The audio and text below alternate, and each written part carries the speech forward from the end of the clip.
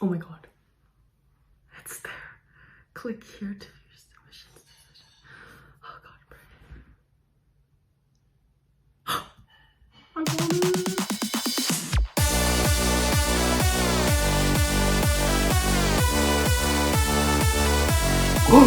Oh, we got it to UPenn! Oh, congrats! Let's go! UPenn!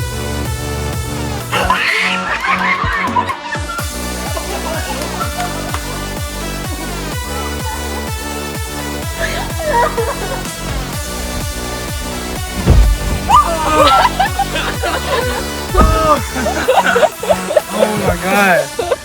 지금 너무 떨려. 친구들 다 붙었어, UCLA.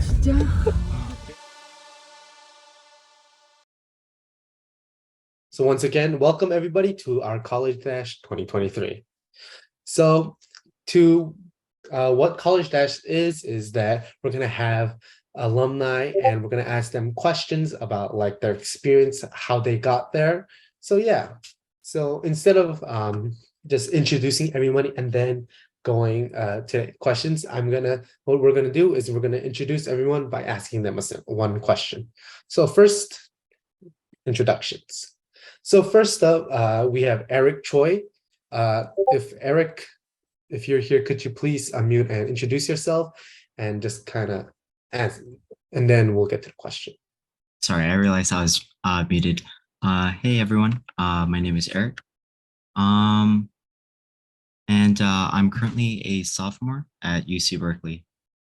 Okay, so let's look at the question. I know that you have heard that you have accepted by more than 10 schools. All of these schools were in the top 20.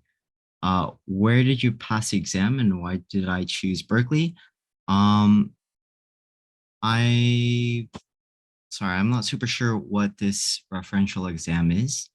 As for why I chose Berkeley, I actually chose Berkeley for a few reasons. I think what's really important when choosing your school definitely is visiting the school and just checking out the vibe and how it is there physically. And I think that was what kind of broke or sealed the deal for me in the sense. I was fortunate enough to be able to visit Berkeley on my own in person. And once I, got a feel for what the campus was like, what the people were like there, I really felt like it was kind of like the place that I wanted to be for the next 4 years. So yeah, hopefully that helped. Thank you, Eric. For you, we have another question here. This time I'll actually read the question for you. UC Berkeley EECS is famous for having very difficult studies. How is the atmosphere in general? Is studying really that hard? Is it that hard since first grade? Thanks. Sorry. I would say EECS is actually pretty tricky just because, okay, for kind of clarification, if you guys aren't aware, EECS stands for Electrical Engineering and Computer Science. And it is a little tricky in the sense that you kind of need to balance both studying for computer science and studying for electrical engineering. And both of them are like really tricky in their own right. So having to do both is pretty hard, but we also do get like a pretty bad rep for being like super competitive and cutthroat, but I wouldn't say that's the case at all. I've been able to make a lot of friends and everyone is like really supportive and helpful in the sense where, if you're ever stuck on like homework or a project, they're always willing to help you out and, help you get to like whatever the solution is. Recording in progress. Studying can be a little hard in the sense that there is like a lot of distractions around you. Friends are always trying to hang out. There's always something else to do. You could be like applying for jobs, you could be working. So I guess in that sense, you kind of do need to dedicate some mind space to focus on your studies. But once you kind of get in that zone, I would say it's completely manageable. All right, thank you, Eric. Just like this is in between these introductions, I just wanted to have a little bit of a general questions. did you work during the semester or vacation? Like just like Eric mentioned a little bit about jobs, any part-time jobs or internships, and anyone can really answer this, any of the alumni, if you wish to answer, but please do introduce yourselves a little bit before you do. Oh, I could go. Hi, my name is Yunju. I'm a sophomore at Pomona College, and I work for Voice of Calling. I don't know if you guys know, but the reason I'm here all the time is because I'm paid to be here, and it's really nice. For me at least, I think it's very manageable because everything is remote and I can work my hours out. Um, Actually, I held a part-time internship since fall semester freshman year, and I basically continued that until like last week. That was actually a little hard, just because it was remote, thankfully, and I did have a little bit of flexibility with my schedule in terms of when I wanted to work. But I guess what was a little less flexible was how much I should be working every week. So there was kind of like a I guess, quote unquote, recommended minimum number of hours I should be working. And I also had to be constantly checking in with my manager on like updates for things that I was working on. So, in that sense, there is a bit of responsibility that comes with that. So, you do kind of need to be careful with managing all of that on top of your classes. So that was definitely a bit of a struggle, but we got through it. All right, then we'll move on to the next person. Next person is Samuel Nanam. He's attending the Naval Academy. Could you please introduce yourself and just answer, how did you prepare to go to the special school called the Naval Academy? Okay, so hello, my name is Samuel. I was part of Voice of Calling since its founding, but the preparation towards the Naval Academy is kind of different from a normal college. So there's something called a rolling application or rolling acceptance, which means that if you turn in it fast enough, then you can get accepted faster. So it's not like early decision or regular decision where there's a certain deadline. I mean, there is a certain deadline, but if you turn it in before that, then you can get your decision beforehand. So all the service academies, including the Naval Academy, does this where you turn it in, but including in the application, there's like a two-step process. You get your nomination, which is something a congressman, a senator, or the president can give you. And so the congressman, there's applications for your district. So everybody lives in the district. You contact your congressman office. They give you an application. You fill that out and then you submit it, and you can get a nomination. But you also need to have an application to the academy. The academy is also a really long process. There's medical screeners. You have to get examined by a doctor, get your eyes checked, your teeth, and your body checked, and then you also get interviewed by officers, as well as you get interviewed by the people in the congressman office. And so people argue that it might be harder to get into because not only do you have to be educationally fit, but like also like physically fit as well. So there's some challenges, but I'd say it's like there's certain challenges here and there. But I guess it's a two-step process instead of just one application. So, and to prepare for this, I would say what I did was I kind of did physical work, right? I was already academically satisfied. And so I kind of worked on my physical physique and try to overcome that challenge. So there are some challenges along the way, but the best way to prepare is to see what you're lacking and try to work hard to improve that part. So that's how I'd say is if you want to go to like a service academy, then you should try to see what you lack and then work from there. Thank you, Samuel. One intermittent question. This doesn't only apply to Sam. Once again, just open to anybody. When did you decide to go to the university you enter now? Can you tell us if there's any other university other than your current one that you've considered before? I know Eric did talk about like visiting, but is there anything like else someone else wants to like kind of add on to like how you decide your university? I guess because I was talking earlier, I'll also continue to this question. But the reason why I decided to enter the Naval Academy is because, sorry, the reason why I decided to choose the Naval Academy instead of the other academies is because it's mostly a STEM-based college.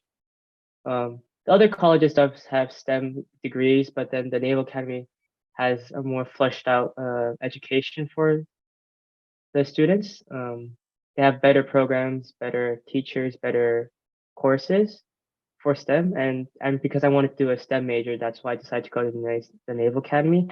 But also, uh, it's just I have a lot of roots here. For example, I have friends who came here. I have people who tell me how great the Naval Academy is, and so it's mostly what not only the people but also the what it offers. And the other university I would have gone to is probably the other academies. For example, there's West Point Air Force, Coast Guard, and Merchant Marine. Those are the other four. And so those other four do offer they offer great education, but just not on the same level as the Naval Academy in terms of STEM majors. Next person I want to introduce is Yunju Song, who goes to Pomona. She talked a little bit before, but I'm going to let her introduce herself. And once you do introduce yourself, please answer the question. Pomona is known as one of the best schools in LAC, called the Ivy of the West. Please tell us specifically which one is the best for you. Wait, what does that question even mean? I think it's asking you why Pomona, like why you think Pomona is the Uh, best. so I guess that's like kind of related to the question that Samuel answered earlier. But like, I liked Pomona for a lot of reasons. I think, first of all, the campus is really beautiful and we have really good food. I heard UCLA has good food too, but I think honestly, we have really good food. Also for me, um, our school has a lot of resources that are very easily accessible for students. There's the fact that the teacher to student ratio is 1 to 8. So we're able to reach out to our professors whenever we need it. It's also, I think, compared to a lot of the bigger schools, it's easier to like get research opportunities and job opportunities. It's not as competitive as if you would go to like a UC where, um, everyone is trying to go for the same thing. I think, in my opinion, Pomona is a lot more collaborative than competitive. Um, Also, I wanted to stay close to home. Maybe you guys don't want to stay close to home, but I wanted to do that. Another thing is Pomona is part of the five Claremont colleges. So we're that's like Harvey Mudd, Scripps, Pomona, Pitzer, and CMC, Claremont McKenna College. And we are able to take classes in any of the other five Claremont colleges. So me as a Pomona student, I took Korean in Claremont McKenna. I hope to take, I'm a computer science major and I hope to take some computer science electives at Harvey Mudd, which is like known to be like a very STEMmy, like it's good for CS.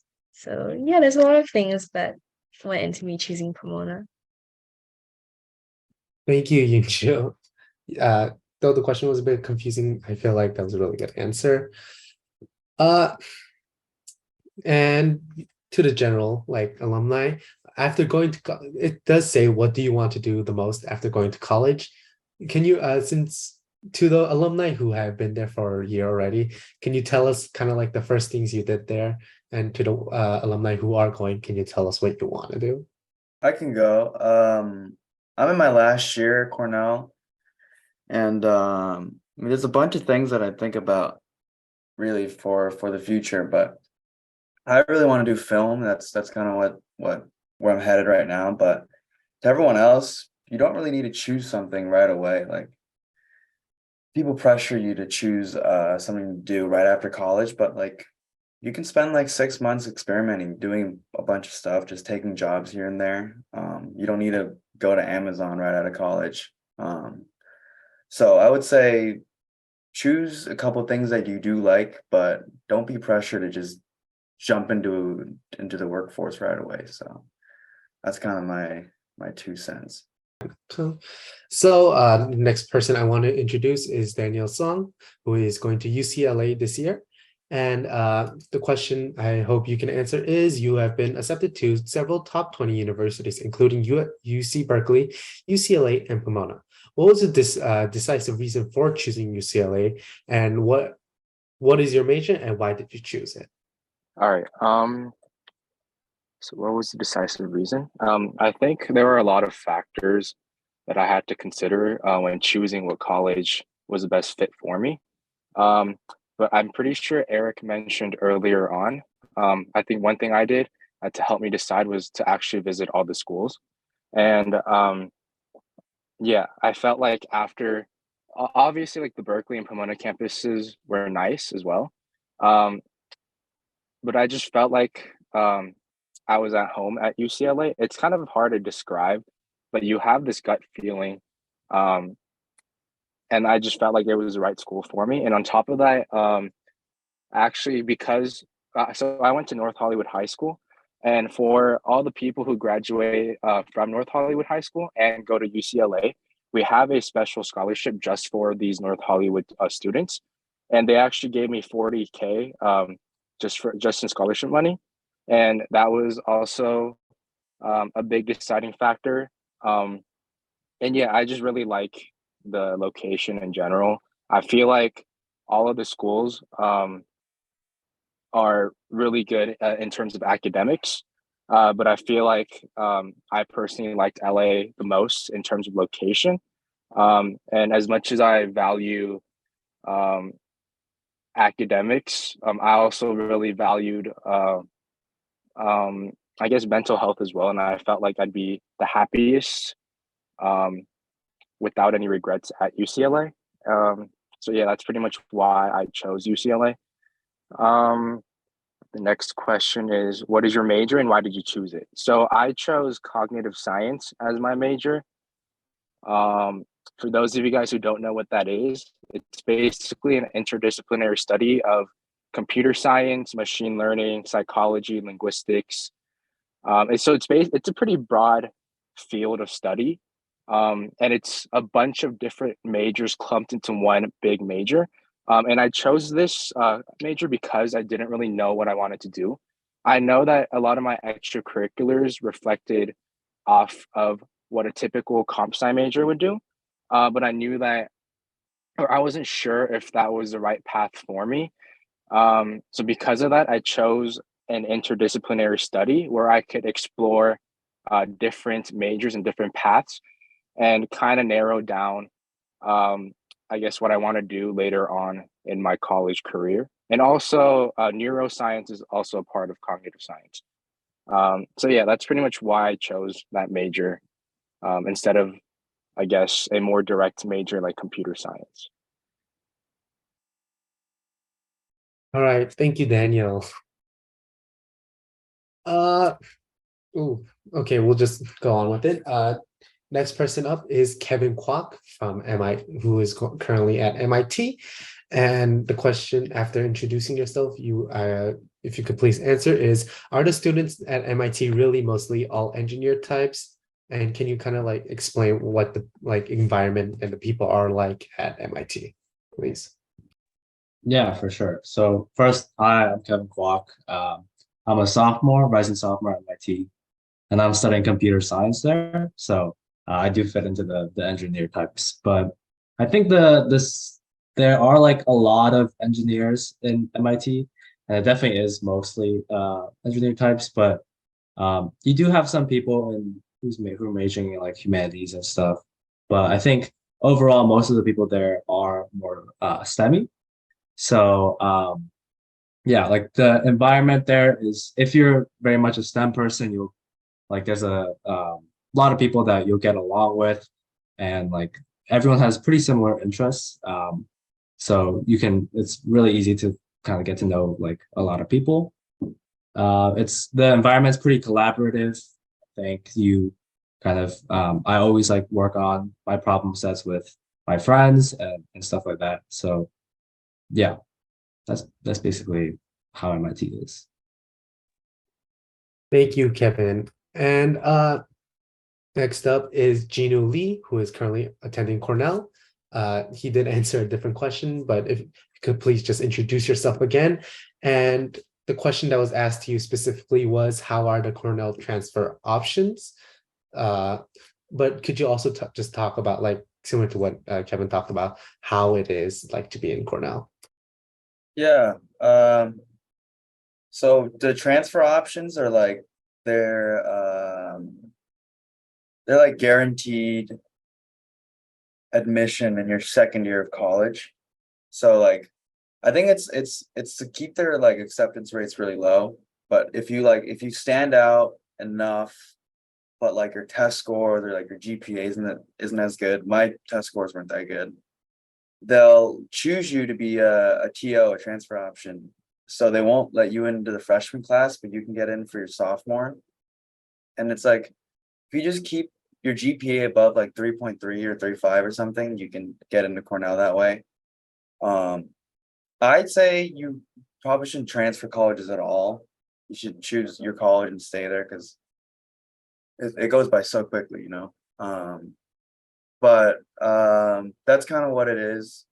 I was kind of afraid of being like very lonely because entering as a sophomore, there's like already friend groups made, but that's not real. Like you'll go there, you'll meet so many more people, and there's other like transfer people that come with you too. But in terms of Cornell, it's very beautiful, very naturey, if that's what you're looking for.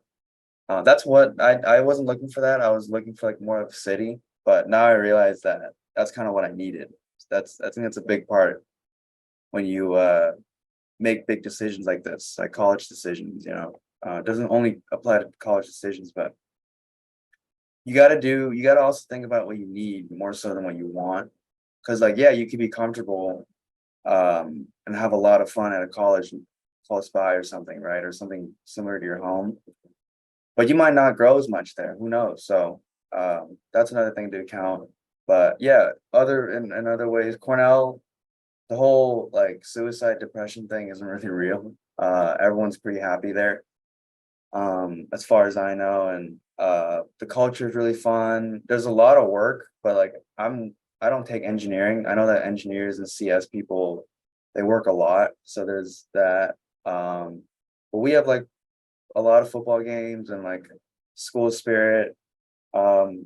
But I guess like you have to really be good at doing nothing with or doing a lot with nothing because there's not much to do there and at Cornell, as other people know probably who go to Cornell in here. So but yeah, that's pretty much it from me. Thank you, Gino. And we have another person, Caden Kang, who is currently attending Princeton.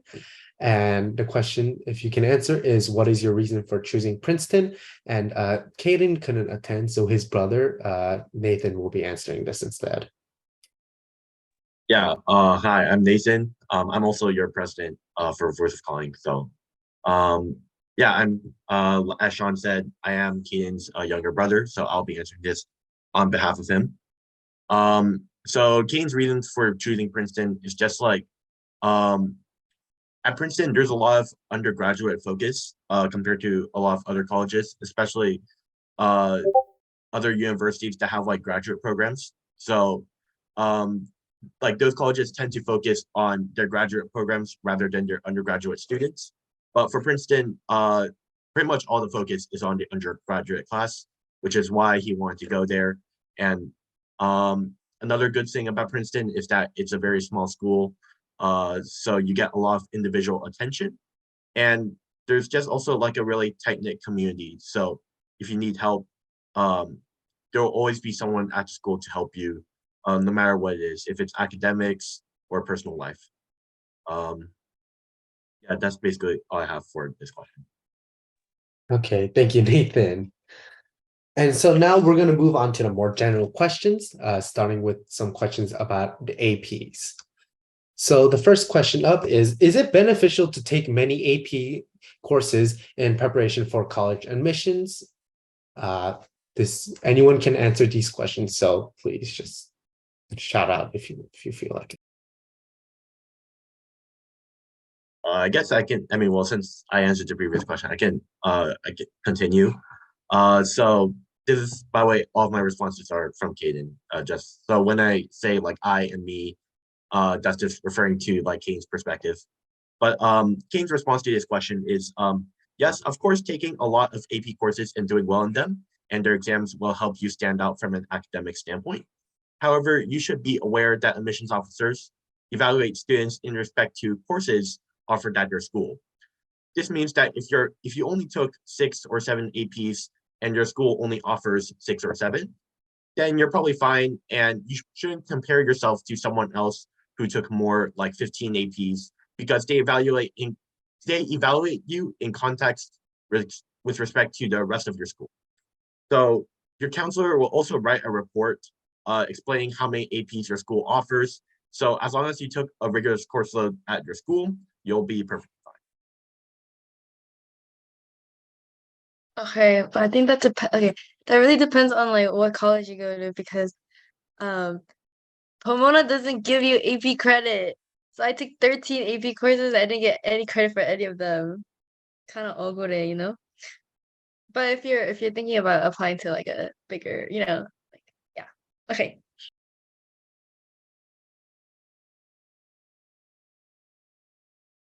Thank you for the different perspectives from Nathan and Yunjio. Next question is, there are both challenging and easier AP courses available. So do you believe that completing the more difficult AP courses is advantageous for college acceptance? Hi, I'm Hannah. Like Sean said, I'm a rising first year at Brown Uni. And yeah, I guess I can answer this question because I went to the same school as Kaden and Yunju, and there we take a lot of AP classes. I think maybe I took like 16 or to 18. I don't remember. It was a lot, but I did take like AP Physics C and chemistry and the more challenging courses. For me personally, I think it was advantageous, but only because my major was I'm planning to major in computational biology. So those courses kind of do apply to me.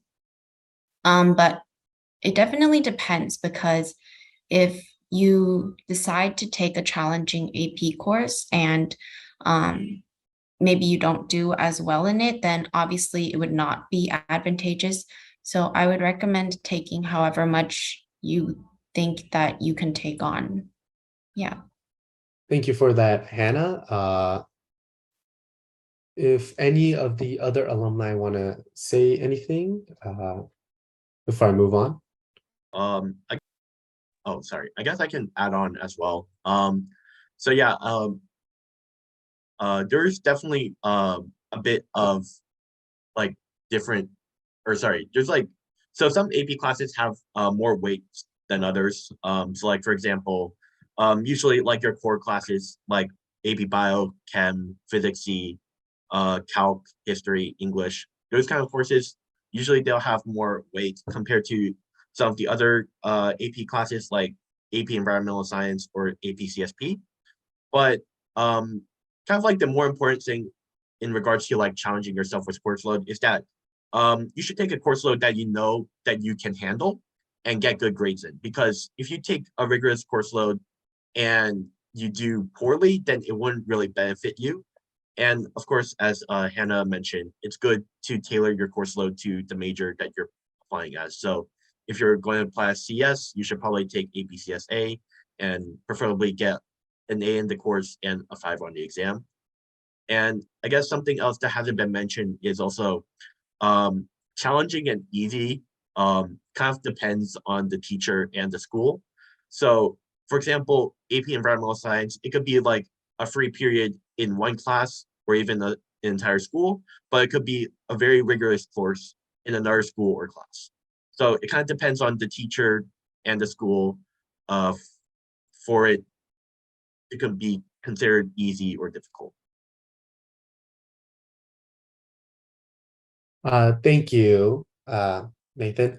And a specific question that was brought up specifically for Hannah, since she didn't get like a personal question, I guess this is yours, is why did you eat early decision Brown if you had like a very specific reason for it? Yeah, so the like original reason that I got interested in Brown is because of the PLME program, which is basically you apply and you automatically get into medical school. So you'll be at Brown for like 8 years.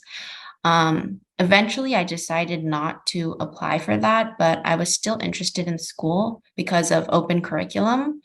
Like I said before, I'm planning to major in computational biology because it combines my interests in CS and biology. But I'm also really interested in visual art. I submitted an art portfolio and everything. So basically what open curriculum is that it means we don't have any general education. All you need to fulfill is your major requirements. So I think I really liked knowing that everyone that I meet here, they are studying what they're studying because they're genuinely interested in it. And probably everyone that you're going to meet in class is there because they want to learn about the subject, not just because it's required. Like you don't have to take an English class if you don't want to or stuff like that. Yeah, and also um, I it's so for the East Coast, obviously it's a bit harder to visit, but so if you can't, it's not a big deal. There's like online tours and stuff, but when I visited in person last year, I really liked the campus and um so Brown is in Providence, which is actually a pretty nice area. There's like quite a bit to do and to eat. Um yeah, it's not like completely rural or anything. So the location's actually good for a college town. And I liked that about the school too, just beyond academics. Thank you, Hannah. And we'll go back to our general questions now. Um, if any of the alumni can, uh, especially the ones who haven't really said anything so far, can you share which AP courses you took during your high school career? Kevin, since you, a lot of us are kind of like trying to go into CS, could you just kind of like talk about which AP courses you took? Yeah, of course. So first, I took AP CSA. I didn't take principles because I just jumped into CSA. So I took AP CSA. I think that's a pretty good class to take for sure if you're gonna be trying to major in computer science. And then I also took AP Calculus BC, uh, and like MIT accepts like AP credit for that class, so you don't need to take math and stuff. And I also took some other classes I took that weren't STEM related, were like AP Lang. I also took AP Chinese, and I got a 3 on that, so that's fun. I took what else did I take? I think yeah, I didn't take A push. I took regular US history. So yeah, I think that one is, if you're like on the fence about it, like um just decide if you are really interested in history. I didn't take AP Euro either. I took AP Stats for my senior year. That class is like, that's also a STEM class, so that I want to take that one. I also took AP Chem. And yeah, I didn't take AP Bio. I took AP Physics, C Mechanics. I didn't take E and M. For if you're applying to MIT, consider doing E and M because you get credit only if you take both mechanics and electricity and magnetism. But yeah, I think that's about all of the AP courses that I took personally. Thank you, Kevin. So next, we're going to move on to some things about extracurriculars. So the first question is, can you just tell us, like, simply tell us which extracurriculars you did? Samuel, I know you are going to the Naval Academy, But since that is kind of like still kind of STEM related, could you just kind of tell us which extracurriculars you did specifically? Um, so during my high school career, I did a lot of some internships. I don't recall which ones they were, but they were mostly CS based. They were, I guess, yeah, they were CS based internships. I also did Boy Scouts. The reason why I did Boy Scouts because um, they wanted the Naval Academy or like the academies in general. They really want to see leadership positions or you in leadership position, and me doing Boy Scouts really showed that because I was a Eagle Scout of my troop, and so I was making a lot of calls for the troop as well as making decisions and teaching the younger scouts.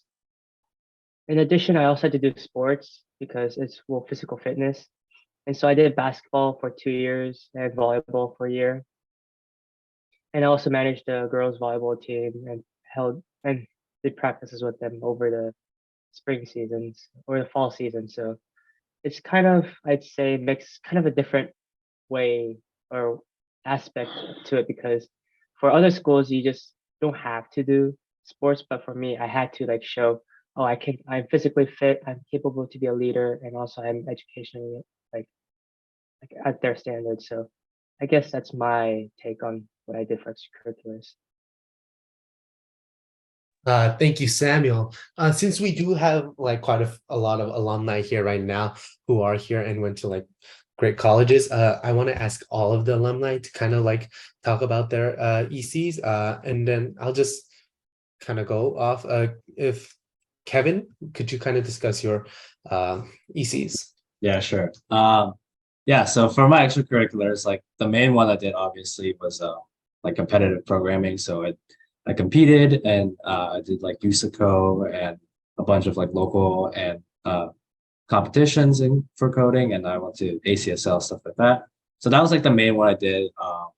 But I also did some other things. So like I did have one focus, but I want to do other things as well. So something I've been like that's been part of my life for a while is just like singing and music in general. So I've been singing in choir since like middle school, and then I actually quit in high school because I had scheduling issues. But even after I stopped going to choir, I kind of like use my singing and to do like community service and stuff. I'm not that good at singing to be honest, but like I just like want an excuse to sing and stuff. So like I just went out to like places that I think it was like a I forgot what it's called, but it's it's like homeless youth, and I kind of like did performances there a couple of times, just singing to like it basically entertained them for community service, but it was really fun for me. So I wanted like it was just a way for me to like get something onto my I guess like resume or something while just doing what I really liked.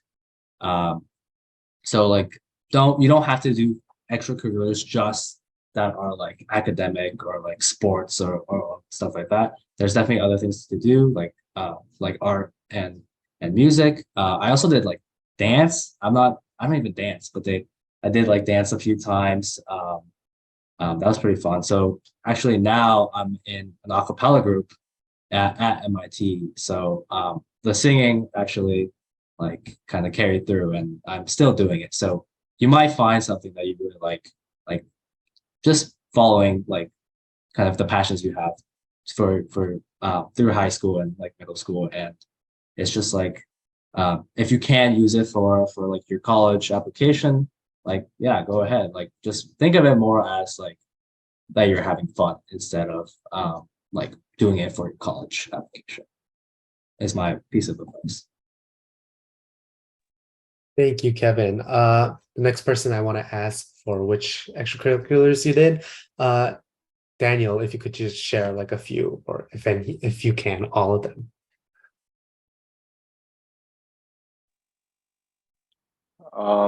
For me, I'm pretty sure mine was pretty similar to like a lot of the people here. I also did competitive programming, although I wasn't too good at it. I also one of my main extracurriculars was actually Voice of Calling. I served on the board for all 4 years of high school, and then through Voice of Calling, I was able to do a lot of passion projects, such as like Ataxia V or like any book. Um, I did those. I did piano. I completed all levels of CM. And then I did it. A lot of my extracurriculars pretty much revolved around just volunteering in general. With piano, I served in my church praise team playing the keyboard.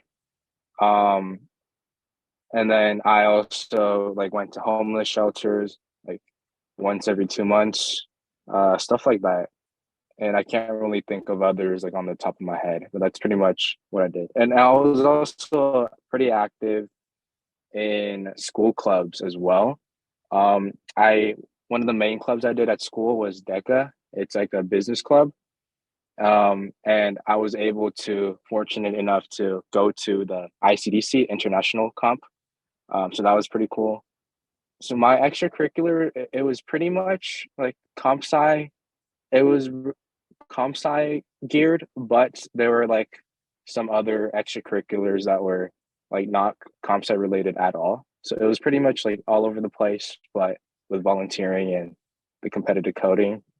Um, yeah, it was kind of geared towards comp sci with a little specks of other extracurriculars.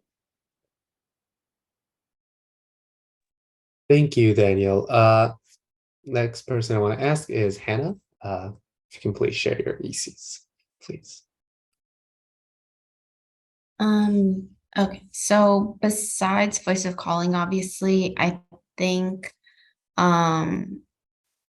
also I mentioned art.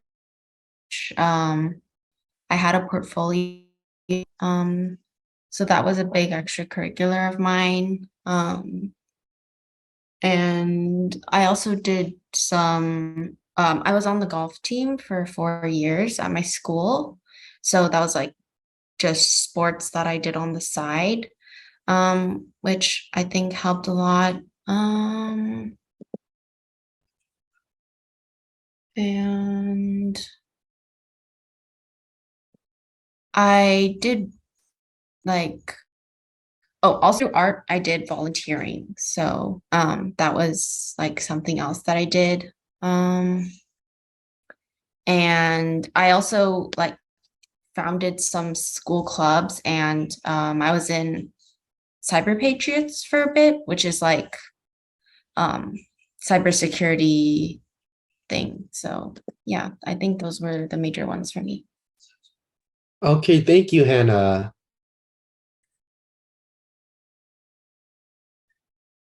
Next person I want to ask is Gino. If you can. Yeah.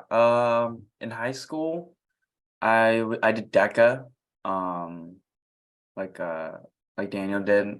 And for that, I think the best way to do it is just like really give it your all, and then eventually you'll get like a leadership role, which I did. And then I fortunately got president, which is always a good resume thing. But it was also just a really good experience of just being a leader and doing all that stuff. Um, I was always interested in like music and stuff, so I did band. And I also like made music with my friends that like kind of blew up on SoundCloud. So that like those types of things are always kind of like you don't you kind of want like a special teaser, right? Or like things that you can do that you can't really do at school or like anywhere else. So like little surprises like that, college admissions really like. And another one was like I wrote a script during quarantine, and I like just when I got waitlisted at all my schools. I didn't get into like Cornell or UCLA like right away. So I got waitlisted, and I was like trying to get out of it, and I think you have to send like a letter of continued interest or something. But like that was cool, but I also sent them the script and they really liked that. So things like that, like if you guys are passionate about things, just like if you guys are passionate about CS, just make a game and like send it to them. like that. They don't have like a file or like a place where you can submit games, but like just email the game to them, things like that really push the applicant towards the edge. But other curriculars, extracurriculars I did, what did I do? I did ACSL at my school. I started the ACSL club in my school, which is really good experience too. I think that's pretty much it. I did like the school newspaper because I liked writing. So I guess just like everyone else, just do just do things for yourself, not really for college apps. I just kind of see the people that just did things for college apps never really find any success like that. So yeah. Thank you, Gino. Yunju, could you please share your ECs as well too? I did a lot of the same things that everyone here did, like, coding, like competitions, deck guided DECA, piano. I did a lot of volunteering at church. But also I did a lot of like smaller clubs at school. I wasn't like in the board, and sometimes I wouldn't even show up to the meetings, but I wrote it all down in my college applications. I think even if it's not significant, um, or at least even if you don't think that it's significant, just write down everything that you have. If you are able to, you guys should probably join your school lunch clubs. I think that's a really easy way to build extracurricular activities. Um, Also, I think this is based off of like both personal experience and like observations that I've made about other people. I applied as a CS major, so I had a lot of CS related extracurriculars, but I also had things that were not related to CS. And I think what a lot of colleges like to see is like extracurriculars that aren't particularly related to what you're trying to pursue in education and as a career. That just shows that not only that you're a versatile person, but also like that you're a fun person. So I think that's important. So I think that if you have the luxury to do so, I think it's important to kind of explore things that may not be like your main, like, I don't know, whatever you want to major in or whatever your main passion is. It's good to explore a lot of things. It's also just fun. So yeah. Thank you, Yunju. Uh, Next person I want to ask is Eric. If you could please share your ECs as well, if there's. Yeah, I could share really quickly. So I mean, aside from like all the other stuff that people mentioned, like voice of calling, stuff like that, I was also a part of my school's science team. I don't know if you guys like science, but I kind of did. So helped lead that. I also was a part of orchestra as well, which was really cool. And sports wise, I also did swim, which was pretty tough, but that was a lot of fun. Thank you, Eric. And Nathan, if you could talk about some of the ECs Kaden did, please. Yeah, sure. So some of the ECs that Kane did include working on a lot of environmental related projects. This was done with former mayor Eric Garcetti, and some stuff he did on that team was like passing environmental legislation. He conducted research with the city of LA, and he also developed some apps with NASA. And he also served as an elected official of his neighborhood. Kane also competed in Science Olympiad, Cyber Patriot, and ACSL. For don't know, Cyber Patriot is like a cybersecurity competition, and Science Olympiad is just like it's like a science competition basically. And of course, Kane was part of Voice of Calling, like pretty much everyone here. And basically, these activities were the stuff that took up most of his time. But he also served as he also served as president of several clubs at his school. such as American Cancer Society and the chapter of ACSL at the school. And he also interned at Lockheed Martin for, I believe, his junior and senior year, full time.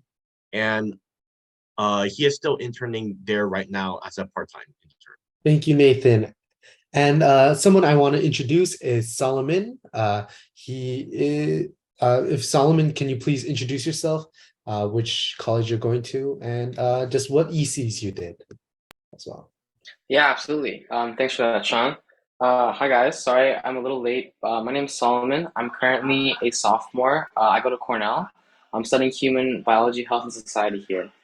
And just to answer this question, for me in high school, a lot of the extracurriculars I did were kind of internship based. So a big thing for me was the Voice of Calling and the Stampia, which all of you guys are doing. In addition to that, I personally actually, I'm not studying computer science. I pivoted into a pre-medicine track. So I'm actually more biology and chemistry focused. And so for me, in terms of activities, that looked like my junior year summer, I basically, I did a medical internship at a beauty, at like a a facial surgery salon. And so I was a medical intern, which means I was doing research on kind of the new products the company was going to put out. And so, yeah, I mean, I was also involved in a few clubs in my school, like math club, science Olympiad was a big one. And I was also part of Harvard Rustics volleyball team. And so I honestly think that like the biggest thing for me was kind of just showing initiative and showing leadership. And I think that's really all it boils down to. So whatever club you're doing, whatever internship you're doing, just be able to make sure that you're showing how much of an impact you're having and how much of a leadership role you're taking, how much initiative you're taking. So yeah, thanks. Thank you, Solomon. Yeah, so I know we kind of went over this, so I'm not going to really go over this because a lot of what we discussed did go over this, but I'm just going to read the questions so people can kind of consider. If you did EC related to your major, how much do you think it affected your college admissions? I feel like maybe I should go over this. If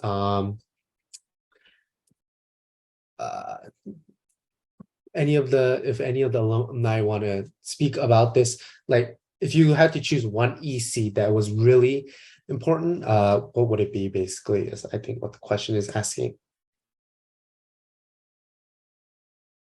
I can briefly speak on this. I think for me, definitely it's competitive programming because like I'm studying computer science now. I've been like competing as like competitive programming for like, I don't know how long, since like sixth grade or something. So, and I did get to like a decently high level in competitive programming. So I think it definitely helped a lot in my college admissions.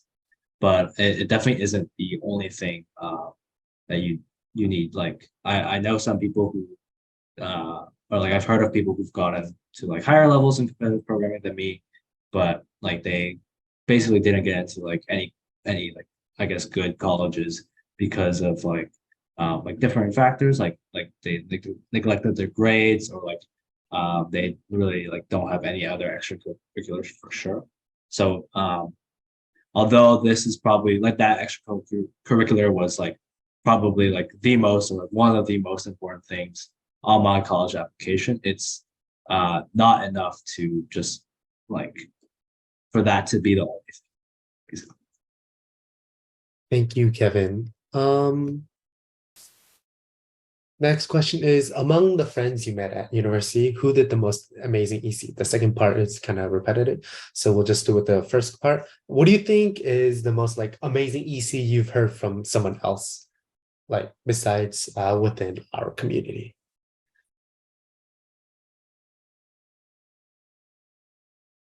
I can speak on this.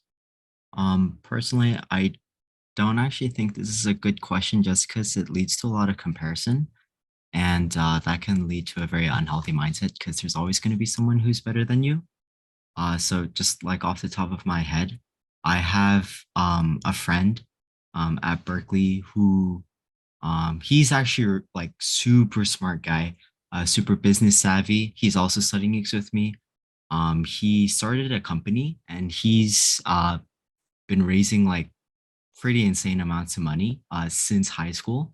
And like right now he's actually taking a taking a gap year just so he can kind of focus a little bit more on his startup, which is actually pretty amazing to think about. But um, that can there's gonna be like people like that like all the time all around you. And you can it's a good idea, I think, to view them as like role models and like influential people to meet in your life, but I wouldn't necessarily try to compare yourself to them just because they're doing their thing, you're doing your thing, and trying to like match them like achievement for achievement can be it can lead to not so great thoughts. So yeah. Thank you, Eric. Yeah, I feel like even though it's not a good, really best question, I think the person really had the best intentions behind it. So after talking about ECs that much, I feel like it's kind of ironic to ask this, but do you really think that ECs is like really crucial to applying to colleges? Do you think it's one of the central like ideas you need? Yeah, I guess I can touch on this topic. Kane has responded to this as well. So, um, yeah, so basically, according to Caden, he thinks that it's very important, which I of course agree with. And basically, the reasoning behind this is just that ECs are kind of like what they use to distinguish you from other applicants. Because just pure GPA, SAT scores, and AP scores, like just those academics, doesn't really give them a picture of who you are and what you like to do. Like it doesn't show them how you're going to contribute to their college community. And a lot of Caden's essays were related to his activities, so it was definitely a key part of his application. And yeah, I agree with the sentiments that he has said. If any of the other alumni could kind of speak on this, maybe Hannah, since yeah.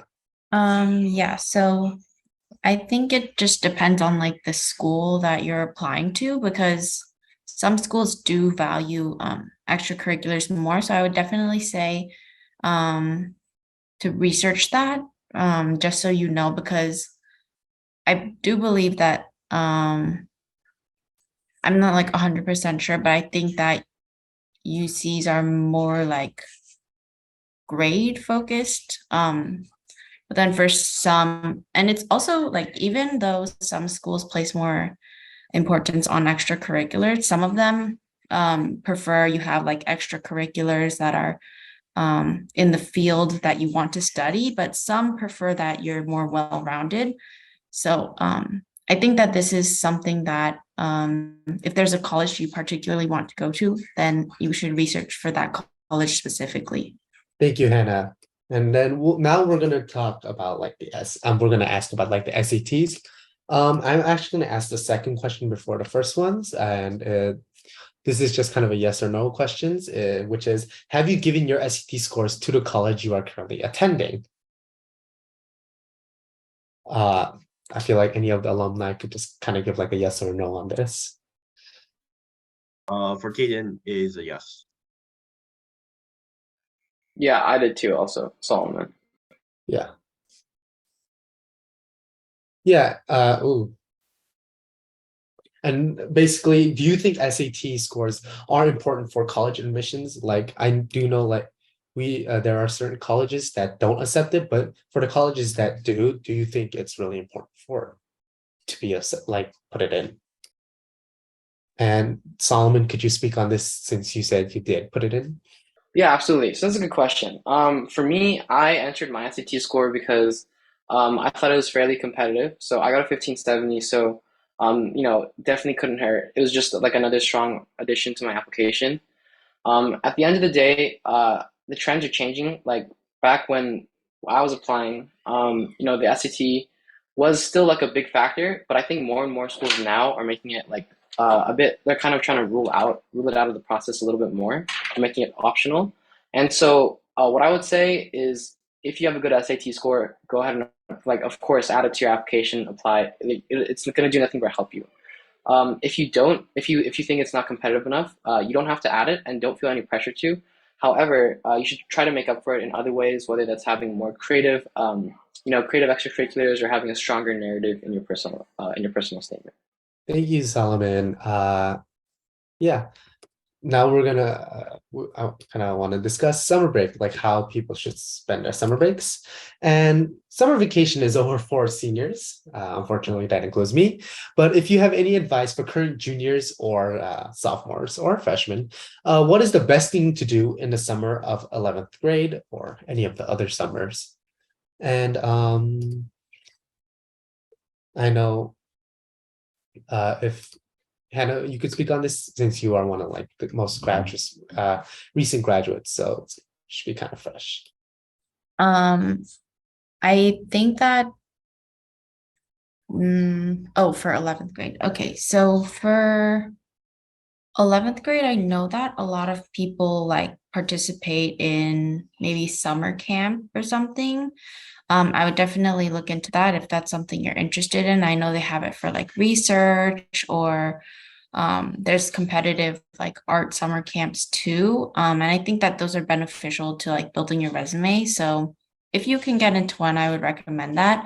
But I also like that's not necessary for me. I think I just focused on I guess getting real world experience in the things that I was interested in, like actually spending more time doing art and yeah, I think, and I also spent a lot of time on Voice of Calling summer before 11th grade.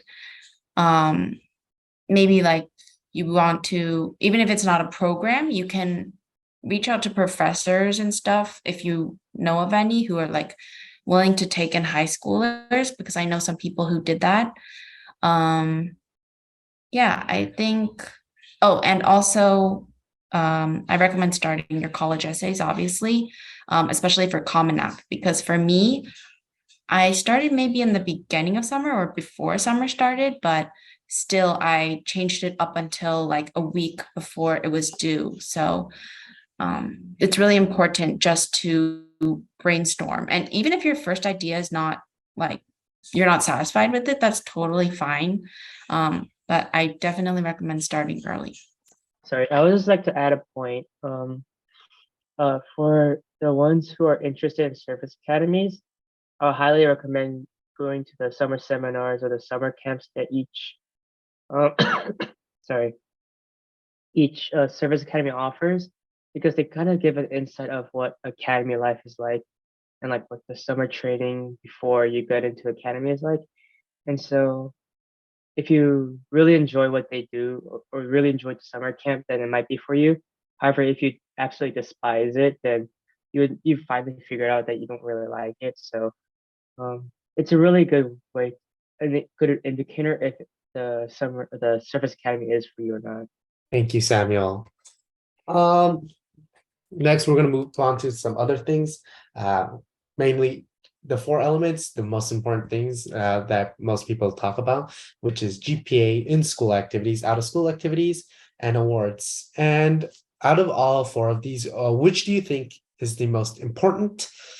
Personally, I think that out of school activities are probably the biggest thing that you could kind of that are probably the most important. Although, of course, I'm not an admissions officer, so please take what I say with a grain of salt. But personally, I think that's like the biggest way you can kind of show your character. And that's like the most creative way you can also show who you really are, not only like in school or in terms of academics, but in terms of other areas as well. Thank you, Eric. Nathan, does Kaden have any takes on this? Yeah, he does. So for him, he agrees with Eric. Yeah, definitely out of school activities, but also GPA. So the reason why he chose those 2 is just, I mean, of course they're all important. Don't get me wrong, but essentially with your GPA, you show that you're like a good student, essentially, right? You have great academic abilities, and it lets the college know that in a very quantitative manner. And the out of school activities is more like qualitative, and it shows that you aren't just active at school, you're also like working to improve your community, not just inside of the classroom, but like outside as well. So it's like a very nice balance. You show like a very nice balanced lifestyle. You're good at school and you're also good in the real world, which is ultimately like the goal of a college education anyway. So yeah. Thank you. Now let's move on to recommendation letters, which is in a sense very difficult. So how many letters of recommendation did you receive? Samuel, I know you have a kind of like an interesting thing about this, considering you did go to Naval Academy. So if you could talk about this, please. Yeah, for sure. I don't recall exactly, but I remember that I had to get a letter of recommendation from my math and English teacher, my counselor, and two others. I think it was history teacher and my PE teacher. So there's a lot of recommendation letters I have to get because there's some people, the service academies, they wanted to know, I guess, how am I like in different classes, but also from my counselor. But there was like two or one extra teacher, and I chose my PE teacher because I knew him since freshman year, and I felt like he knew me the best, so that's why I chose him. But other than that, I don't think I received that many recommendation letters or more than I needed. Yeah, so for me personally, I had, I believe it was three. So one from my dean, one from my math teacher, one from my calculus teacher, and one from my biology teacher. It's honestly just about which teachers you think like you have the best personal connection with, right? So just pick and choose carefully is what I would say. Thank you, Solomon. And do you think it is effective to get recommendation letters from outsiders other than school?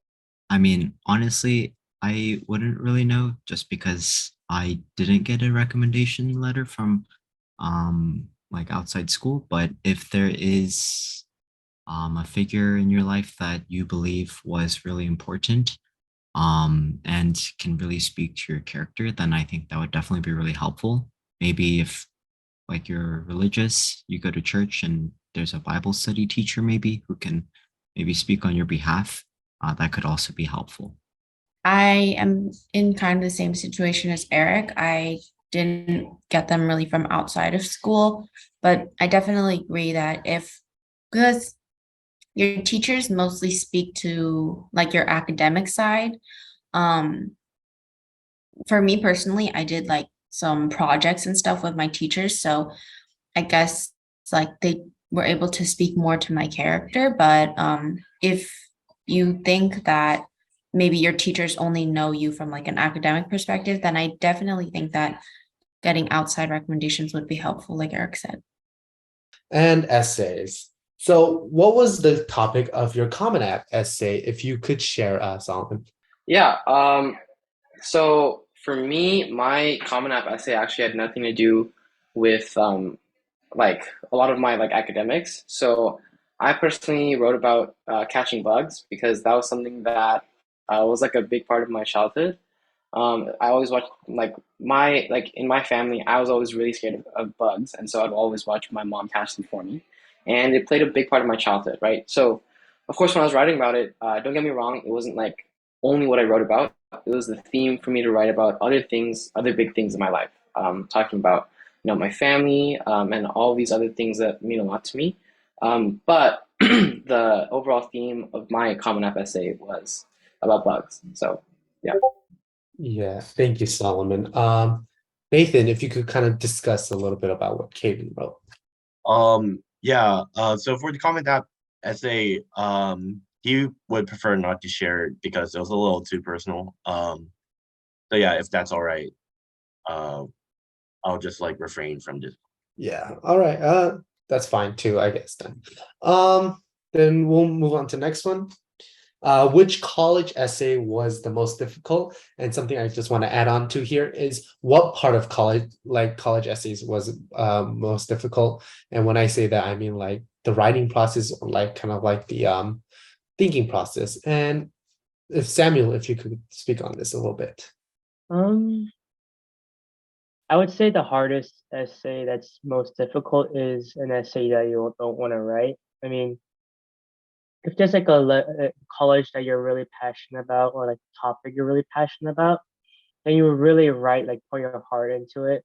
It's easy to write, but like college essays where the topic is kind of boring or difficult or like you don't want to write about, it's always going to be much more difficult. So it's kind of a case by case basis where you're going to have easy essays because you're really into it, and there's going to be harder essays because you're not.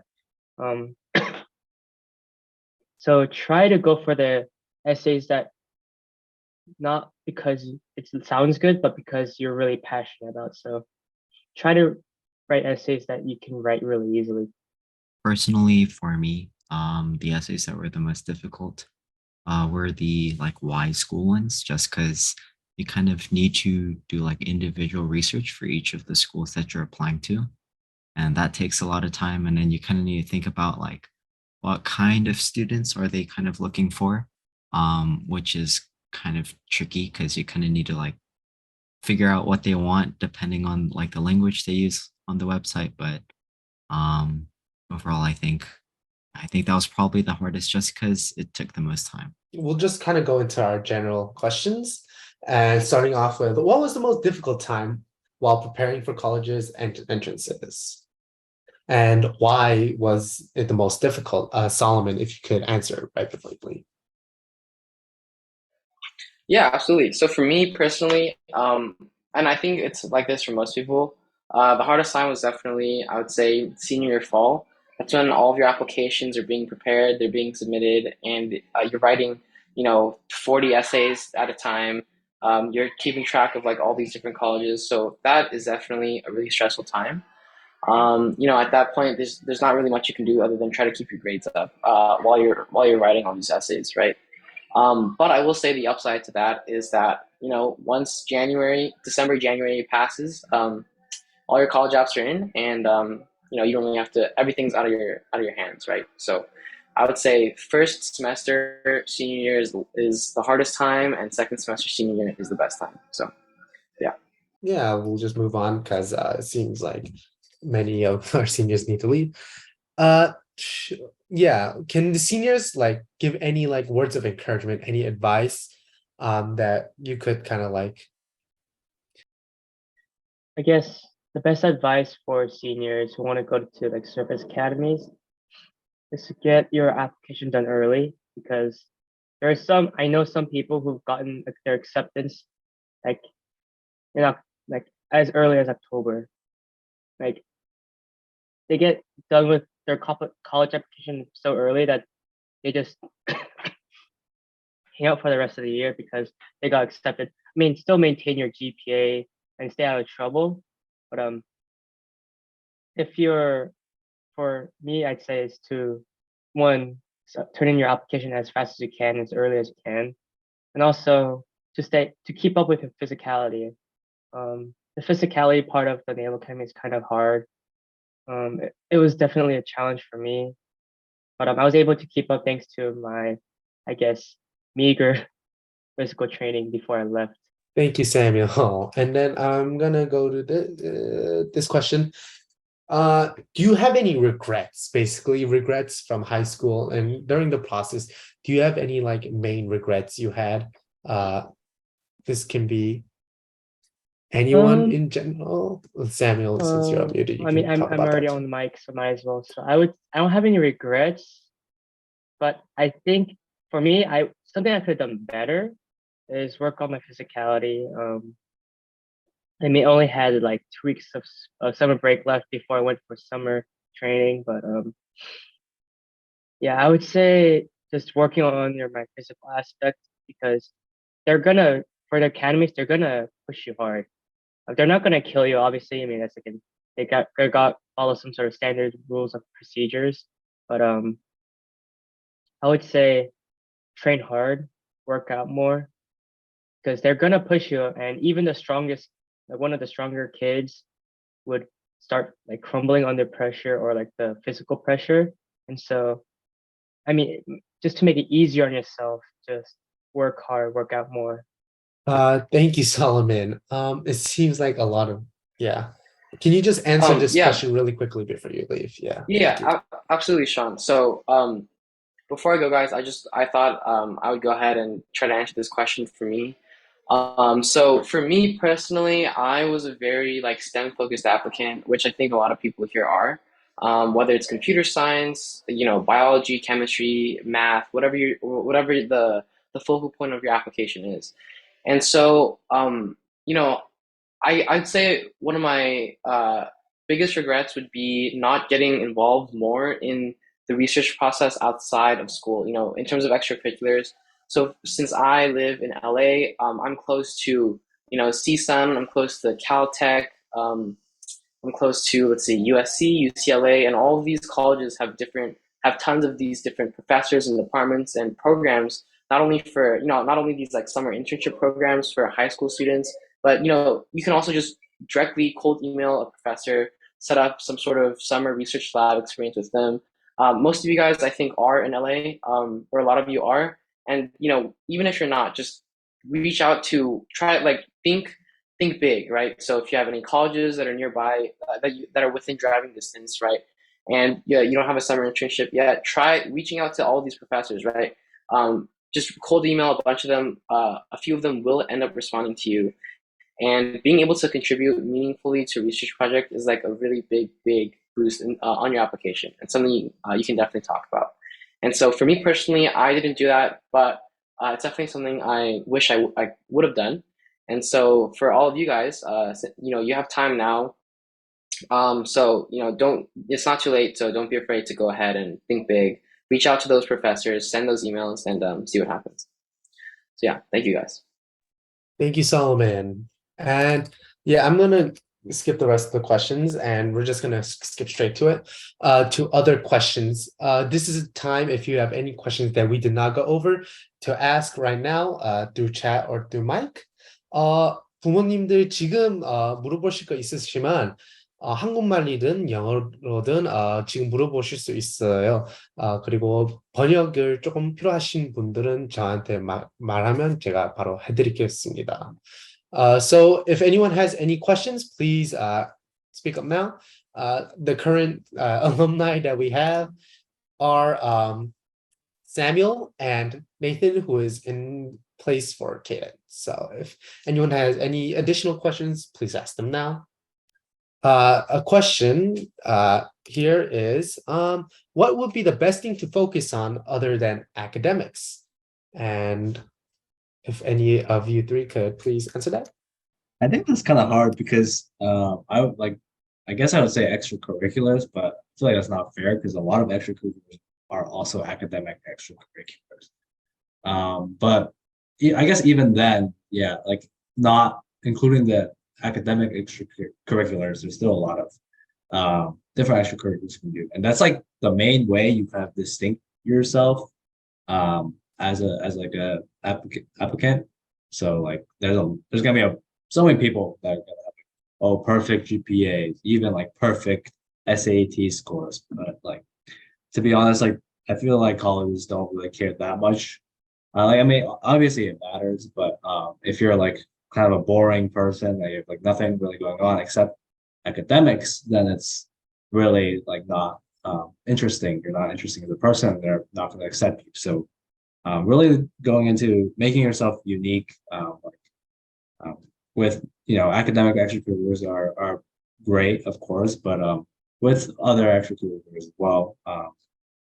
Like community service is really important, and like some arts or sports, really like whatever you want. Okay. Yeah. I feel like the meeting has gone long enough. Lastly, please, two alumni and one stand-in, if you can, please, just any final words. Starting with you, Nathan, if Kaden had any final words he wanted to say to the people. Yeah, just like if you're a junior or like an upperclassman, just start your essays early. And if not, just kind of research what you kind of want to do what majors you're thinking about applying for in college, and just like basically, yeah, just like research what opportunities you can do within your area, or even not within your area, depending on what kind of opportunities there are. And yeah, I guess if you have any further questions, you can just feel free to contact Kaden through Discord if you want any specific advice. And yeah, that's it. I would say just push through to the finish line. It's a really common thing um, here at the academies where when you're physically exhausted and you're like still running the last couple laps, still finish as strong as you can, even if it's not the best or like not the goal you want to reach. You still want to like finish it. So keep pushing hard, finish and meet the goal. And once you meet the goal, then you can start taking breaks. And so don't start slacking off now, but once you're done with your college applications and you get accepted, then starting from there, you can start slacking off and start relaxing. I mean, still maintain your GPA, stay out of trouble, follow the law, stay out of jail, stuff like that.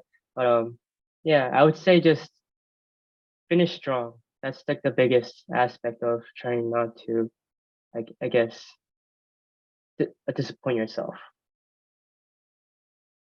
Thank you, Samuel. And finally, Kevin, if you wanted to say anything. Yeah, just like real quickly, I think like definitely like what Samuel said, keep pushing, but also just like prioritize your mental and like physical health. It's really easy to get stressed out and like overwhelmed by all of this college stuff.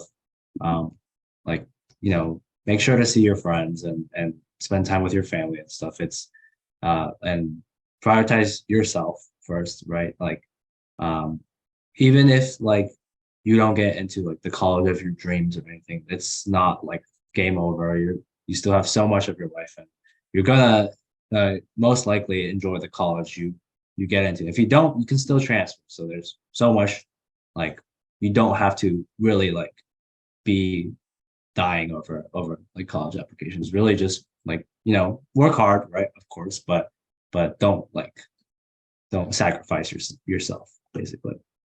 We will be sending it out more as we receive them.